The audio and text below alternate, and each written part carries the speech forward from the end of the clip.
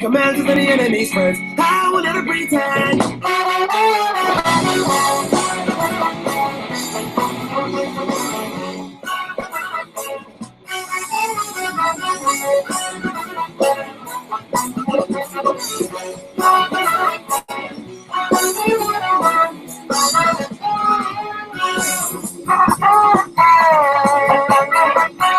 Hello, everyone, and welcome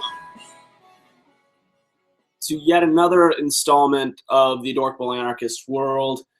And I'm more happy than ever to do this show today, mainly for one reason and one reason only. I finally have sponsors. Okay, one of those sponsors is a business started by myself, but hey, it's at least something.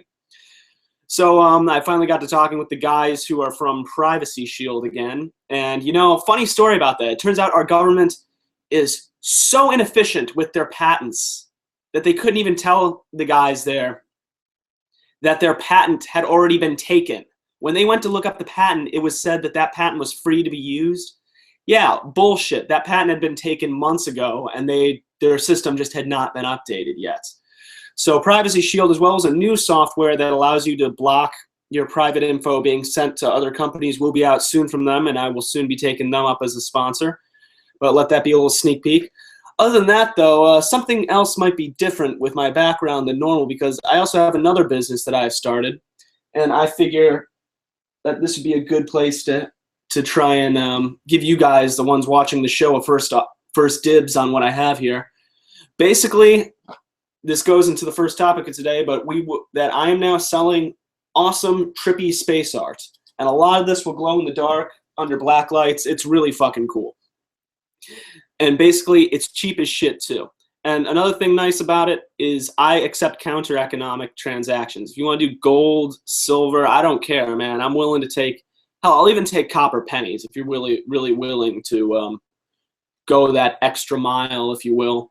And pretty soon we'll be taking Bitcoin, which will be nice. Maybe Litecoin. We'll see where that ends up going, because Litecoin has been going down like crazy lately. But yeah, we got like all these cool ass artworks. Like seriously, I'm going to imagine that some of you like to get shit faced every now and then. Well, imagine one night you get shit faced, you pass out on your couch, and you see something fucking awesome like this. Come on, that's going to look awesome. Don't lie. So if you're interested in buying any of those awesome artworks, as well as some of these other ones that I don't even have that are sitting right by me, I'm just not going to show them on the camera. They are for sale, and just hit me up on Distance Arts. That is the company that I now apparently own that will be selling these awesome artworks. But of course, this leads me in, which by the way, before I shouldn't just jump right into the topic. I have a lot more coming up on this network. Last week we had Jeff Berwick on, which is a really, really rad interview. But coming up, I'm going to be having Adam Kokesh. Plan on having Mark Korsks. If you're not familiar with him, he has a film coming out soon called The Engines of Domination, which I was lucky enough to view in one of its most recent cuts, and it's a really interesting film. I'm gonna have a lot to discuss with this guy. Other than that, I got some other awesome things going to be coming out in the coming weeks about Rothbard, Protoon, and even Epicurus. So just keep an eye out for that. But without further ado, I got our first topic of here today, and with the subject of me starting my own business with this space art, I figured this would be a good opportunity to talk about something that I've briefly talked about in the past, and I've had more time to really think out and really kind of, yeah, just that's the only way to say it. Think out, like really kind of elaborate in my head and get it down to a good point. And that is agorism and or anarcho-capitalism, and why it is the artist's best friend. And this is something that has always kind of perplexed me, because it's like, you know, I meet so many artists who are either socialists or progressives or communists or something stupid to that extent. I very rarely meet one who will actually be like, yeah, capitalism, that's not really a bad thing. And I never understood why. And so here are some of my reasons on why agorism, I'm just going to use agorism because people just don't like the word capitalism, I've learned in going to college. But why agorism is really the best choice for an artist, especially for one who produces things like this. Which, if you want these art, by the way, guys, hit me up now, or else I'm going down to Lake Noda by me, the artsy district here in Orlando, and just selling all those things for whatever I can get. So I'm giving you guys first dibs on what you want. Just go over to the Distance Arts Facebook page, and just message me. Hell, even message me on my private Facebook. I'm willing to do any type of way to do this transaction. PayPal, as I said before, silver, gold, Bitcoin, hell, even copper for the hell of it. All right, I'm getting too distracted in my own business. But anyways, moving on. Now then, as an artist, the Agora really supplies me with the types of materials and everything I really need. And I think that's one thing nice about it. Because I don't think in a more socialist or communistic system, you'd really see that much support for the arts, because everything is focused around labor. And art is more of an individualized thing. It's not really a collective work industry. I don't know how it can honestly be. It doesn't really seem like the one that could ever really be collectivized. And another thing nice about working the way I am right now with selling this art, whether it be on the side of the road or to you guys who possibly watch this thing, is it's free of hierarchy. I'm my own boss. I decide what I want to sell, although I would like to stick to the market prices because generally that will give me the best response from buyers. But still, there's no corporate structure holding me back from doing what I love. There's no union structure preventing me. It's all me doing this, and it is a really nice feel. You are your own boss when you do this. Which, by the way, in doing research for this episode, I did find something strange out. Did you know that there's a panhandlers union that was in Canada? A panhandlers. Maybe some anarcho-socialist out there who watches this show will straighten this out to me. But how the hell does that even work? You're already your own boss. Like, what are you unionizing in opposition to? Are you just putting all your money in a pot to have it redistributed? Well, then how do you trust the person who's redistributing it? How do you know he's not fucking a lot of you over? There's a lot of problems with the... Even when I was more of a socialist anarchist, I was still pretty skeptical of the whole union idea. But anyways, you're the one who makes these voluntary trades with anyone who wants to purchase the art that you are selling. And you could call off the trade anytime you want if you really wanted to. You're the one who's really the final say in everything, which is, once again, a nice feeling for that being the artist. As an artist, being your own boss is possibly the best thing you could do. And another thing is counter-economics, as I brought up before, how I'm accepting counter-economics. This allows the artists to sell their art by any means, whether it be Bitcoin, Litecoin, or anything. Like the opportunity, hell, even good old-fashioned barter, good old-fashioned trade. Like, that's what's nice about this thing of counter-economics. It caters to the artist. It is possibly the best thing for the artist. And what's even better is it allows you to bypass the dollar. If you can bypass the dollar, you've already done something great, because you're probably going to get something a lot more worth it in the long run. Like, I would much rather trade for Bitcoin or silver for this art than anything else right now. And I'm not too familiar with Bitcoin, so I should probably learn how to use that, but that's something for another day. And another thing is, if you get a good amount of profit back from this too. When you're doing this all on an Agorist level and not really reporting any of your makings to the state, you're getting enough back to both live off of, but at the same time get enough supplies in to produce, well, more art. If you actually were reporting a lot of this to the state, I'm pretty sure you'd get the living fuck taxed out of you, to the point where you're only making enough to, well, produce more and maybe just barely get by with a little bit of what you're making. So that's another thing that's nice about Agorism and how it really caters to the artist. It allows you to live while also producing what you love to do. And, you know, it provides the artist with that gray market cover, which that's another thing. Gray markets tend to be more universally accepted, if you will. People, when they realize that the black market is is a good portion of the gray market, they look at it and they're like, oh, that's not that bad now, is it? And that cover of the gray market really helps the artist, because the state isn't going to go much after the gray market. They're not. It's out of their interest, is what it comes down to. Now, of course, they will sometimes, from time to time, crack down on gray markets, but right now, as it is, I think that going down on the gray markets and coming down on some artist who's selling his art in some gray market on the way, I don't think that's really a big concern. But then again, the police will shut down lemonade stands for no apparent reason, so maybe I'm being too optimistic. And yeah, that's pretty much what it comes down to, is this is really why capitalism and agorism really does favor the artist. I don't know how an artist could want to support something so collective, because the best argument I got from someone when I had this debate was, well, under a more collective type thing, you can appreciate the art better. You're not putting a price on it. So what? That has nothing to do with it. Just because you're putting a price on it, you're basically putting a means of exchange on it. That way you can get something back from it to produce more art. Just because there's a price on it, that has nothing to do with how someone appreciates it. Like, if you appreciate a good work of art, I don't think the price really matters at the end of the day.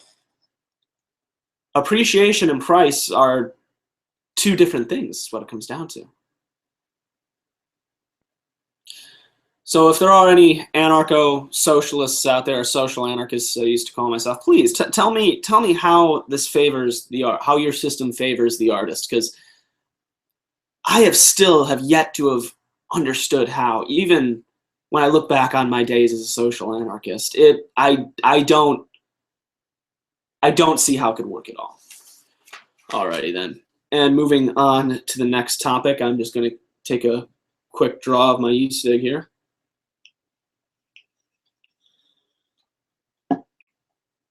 But anyways, and originally this week I was going to talk about Epicurus and his Epicurean philosophies, and how I think that it is really one of the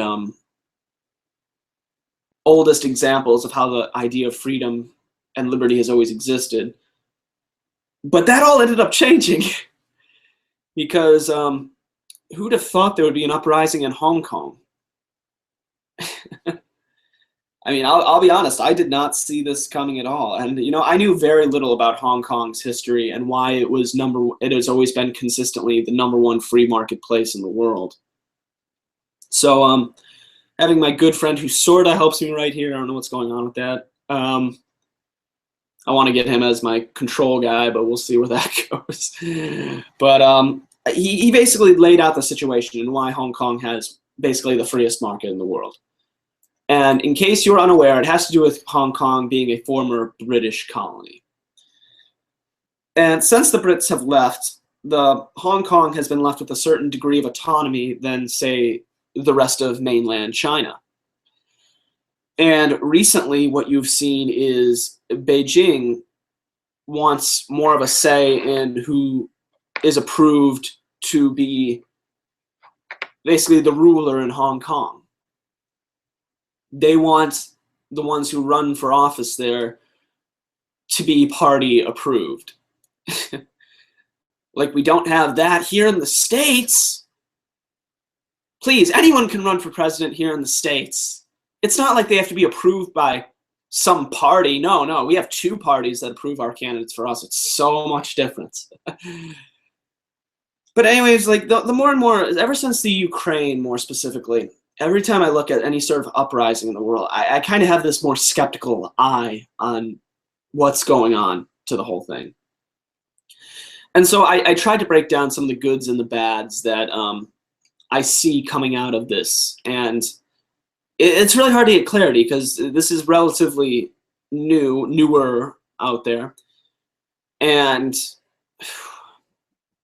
you know, there's a reason why I titled this episode what it is. Could this just be another work of economic hitman? I mean, after getting into John Perkins and really understanding his work, I really can't help but be anything but really skeptical towards these movements, because, you know, the thing was, after reading John Perkins, it was like everything that happened in Libya, the Ukraine, what's currently happening in Syria. Well, why am I saying that any of this has ended? It's still going on. After all these things have reached their story arc high points, I guess you could say, everything made more sense hearing from him. And, you know, it really, I wouldn't be surprised if what's happening in Hong Kong is but another work of economic hitmen, because they don't like what Beijing is trying to do. But at the same time, if I say something like that, I feel like I'm defending the tyrants of Beijing. So it's a really tough situation. So, well, as I pointed out before, some of the goods. Hong Kong has consistently had the freest market in the world on the chart, which is very, very nice. And, you know, the bads, let's start with, I just outlined one of the bads, being the economic hitman part, but let's start with another one, that even if you think that the whole economic hitman thing is bullshit, like I've met people who have said that, even though John Perkins is a whistleblower, and even though all these other things that prove otherwise, people are just determined to have their heads in the sand, it seems like. But anyways, basically they're calling for more democracy and more and, you know, here's the problem. I have a problem anytime I hear people who want more democracy, because, like, it seems like today people don't even know what the fuck democracy means. Like, I very rarely meet anyone who understands the true idea of democracy. That and I'm not trying to defend democracy. I will say it's one of the better systems out there, but it still is insanely terrible. I mean, hell, Athenians, they invented democracy, voted to kill Socrates. Now then, why would these people want more democracy? Because democracy, by definition, is everyone having a say in anything that happens, and pretty much, which eventually leads to, well, mob rule. And it sounds to me that the more I look at the rhetoric of the people here, is they don't want democracy. Bad hair day, need to get a haircut, but they more so want a more democratic republic. And they want that democratic republic to have autonomy on the local level only in Hong Kong. And, you know, this will fail just why other ones have failed. Republics, I think, are possibly one of the most corrupt structures you can think of. Because with democracy, at least there's still somewhat of that idea that it's hard to convince a majority of people, but it's easy to convince a small group of people. And it's even easier to convince one person if you wanted to go into monarchy.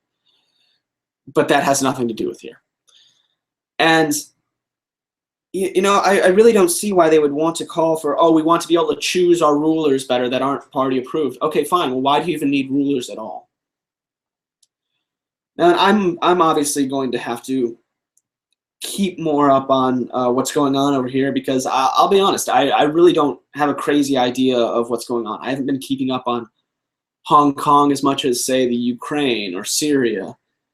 So, or even what's been currently going on with the Islamic State. But just from a basic onlooking overview from the outside of it, there's one of two things happening here. Or one of three. I'll throw this third option out there because I know some of you out there want some hope. One, this is actually working towards more local autonomy that will actually eventually lead down to total autonomy of the individual. I highly doubt that that one will be the one. Two, this is an economic hit from some special interests here in the West who currently are trying to stop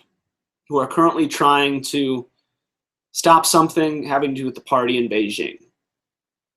Any more ideas on that I am not currently aware of. This is just one of three things. And then the third one, that this is an actual legitimate uprising. And the people legitimately just want more control on who their rulers are, which I don't agree with, but it's better than the second option. I will say that. It would be a step in the right direction. Now then, one thing I would find interesting to see is what if this turned into a total secessionist movement? Because you have to remember, Hong Kong, in a way, is its own autonomous region. I mean, I don't see any reason why this couldn't turn into secession. They don't even speak Mandarin in Hong Kong.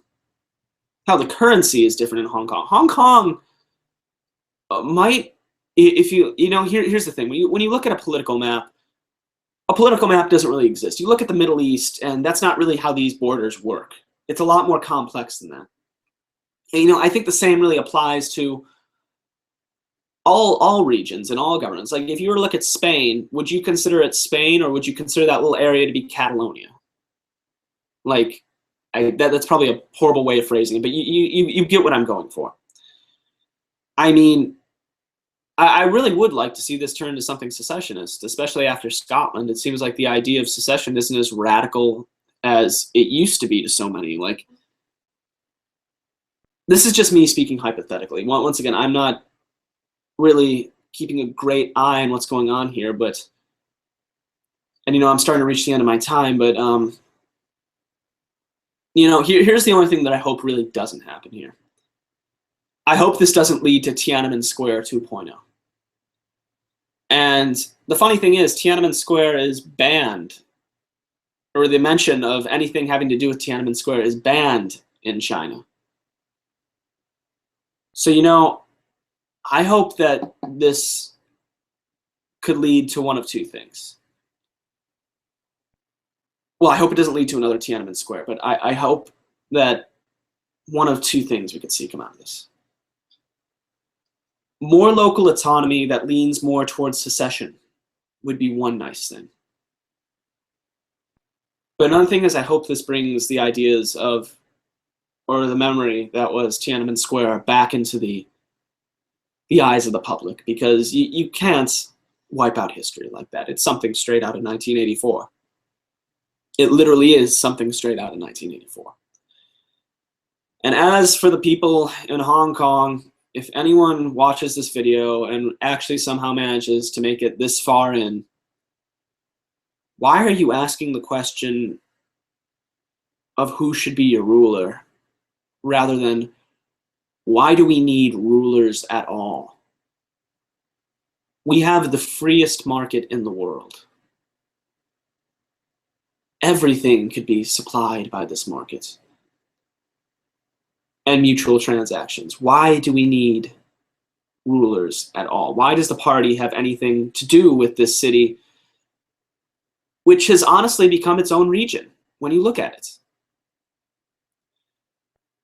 So I don't know. Anyways, this has been Mitchell Wiechek of the Adorkable Anarchist World. I should probably be wrapping this up.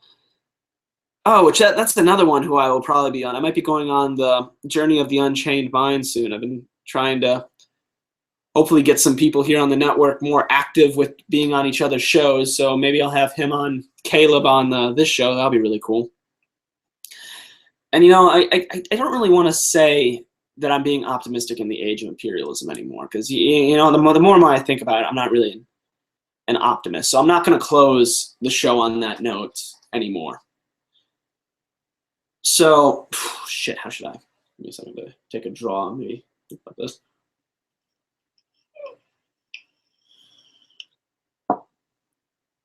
Vaping some good old gummy blood. That's always nice. Anyways, shit, how could I close this? Okay, I got it. This has been Mitchell Wiechek of the Adorkable Anarchist World, remaining a realist in the age of fascism. You all have a good day now. I will never defend a man who make amends with the enemy's friends. I will never pretend.